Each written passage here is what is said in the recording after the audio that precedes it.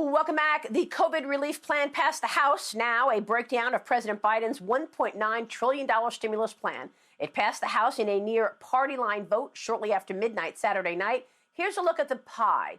You read it right. 9% of the money is going toward coronavirus health spending. 91% of the $1.9 trillion is being reserved for non-COVID special interest projects.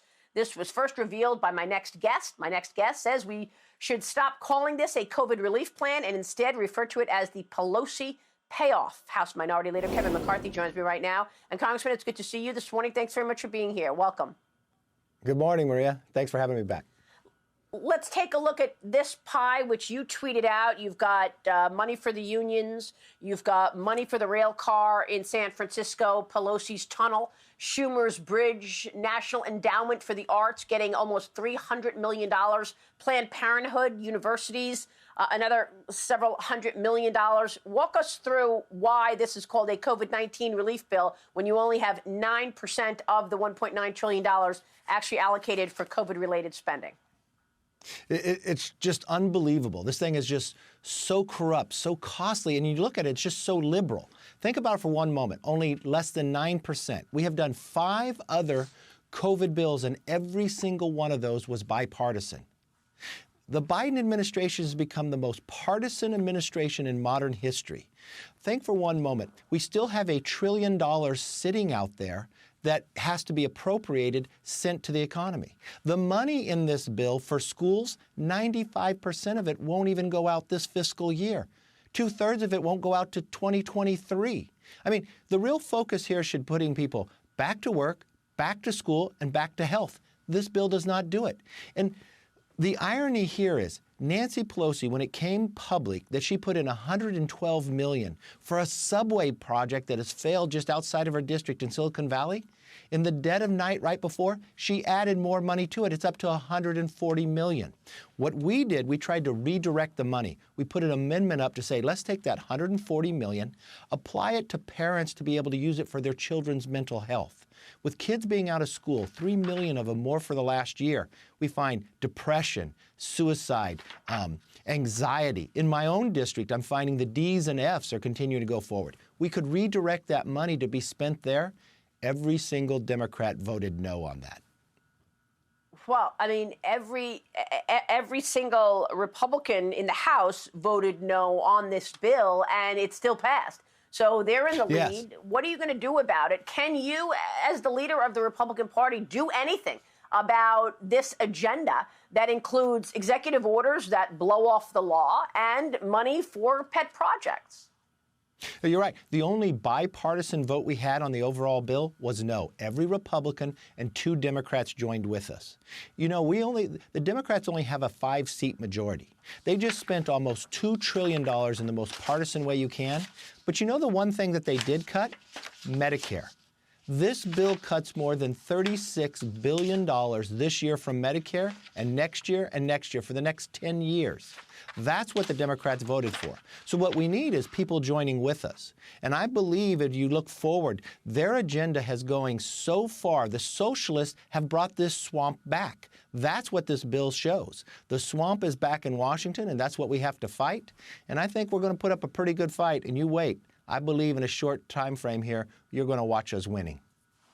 So you're going to win the House, you believe, in 2022? Well, I believe it for so many reasons. I mean, think of the future between Democrats versus Republicans. The future for the Democrats is Governor Cuomo, Gavin Newsom, Eric Swalwell. Now think about the Republicans. We've got Senator Tim Scott, Kristi Noem, Governor Ron DeSantis. I think our ideas have proven, especially in the last year, that we help people. We keep states open. And one of the worst parts of this last COVID relief bill, they changed the funding systems to states where they reward bad behavior. So if you have a pension out of whack, if you overspent your money, if you kept your state closed, you get rewarded by taking hardworking taxpayers' money and giving it to them instead of states that have done the right thing about keeping open, getting kids back in school. Well, congratulations on this. Rasmussen reports and this favorability survey The survey indicated that you had a 43% favorability rating, a larger number than any other congressional leader. 35% had an unfavorable view of you. You are the leader here in terms of favorability. Reaction to the fact that Mitch McConnell was at 29%, Schumer even worse than that at 33%, AOC 34%, and Nancy Pelosi at 37%, lowest favorability rating in Congress. Congressman.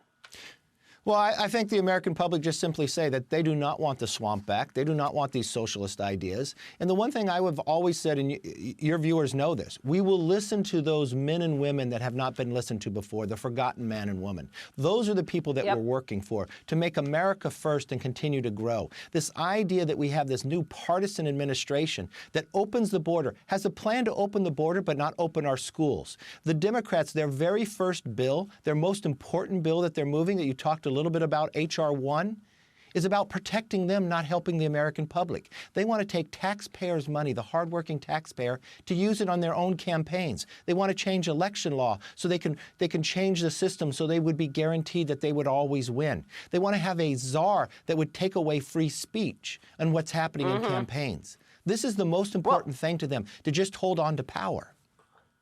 I'm really glad you brought this up because this was my next subject to raise with you. Nancy Pelosi's #1 priority is election reform. You, being the leading Republican, you have the most to lose from an unfair election. What are you going to do to ensure that the future elections are safe and fair? Here's what Supreme Court Justice Clarence Thomas wrote.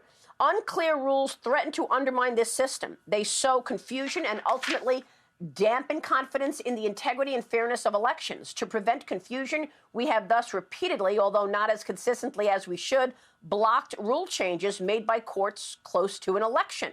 So this is a major issue, and Republicans continue to worry that you're not going to have any leadership positions so long as elections are not fair. I spoke with Senator Rand Paul this past week on Mornings with Maria over on Fox Business. He says, did Georgia had a big win because state senators passed a bill to require identification to vote. There's a novel thought. How about ID to vote? Here is Rand Paul this week with me. Listen to this.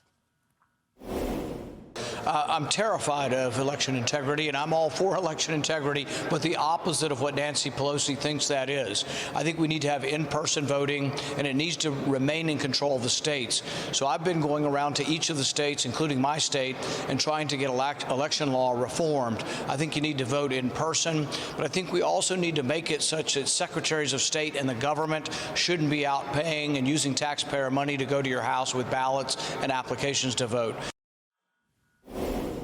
Congressman, your reaction. I don't have the most to lose. The American public have the most to lose because we would lose our freedom. This is, when you put a bill into Congress, the majority party reserves the first numbers. This is H.R. 1, so this is most important for Nancy Pelosi to hold on to her power.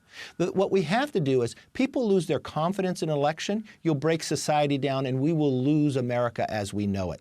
We know that there's a real question when the confidence in the last election going forward. What you have to do is exactly this. You have to clean up the rolls. We've watched in L.A. where they have more than 1 million people on their rolls when they don't even have people that age that have that many people there. You have to sue to make sure you clean up the rolls. We've got to make sure there's integrity. There's a recall going on in California.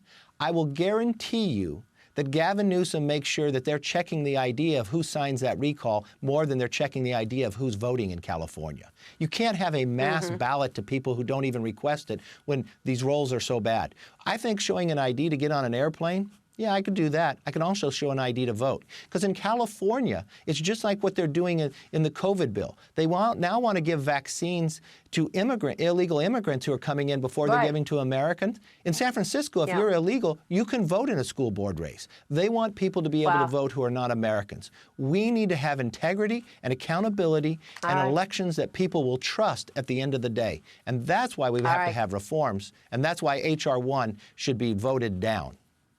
Congressman, it's good to see you this morning. I know President Trump is going to be speaking at CPAC. We'll preview that when we come back with Peter Navarro. Kevin, we will see you soon. Congressman Kevin McCarthy. Back in a moment. Thanks, Maria.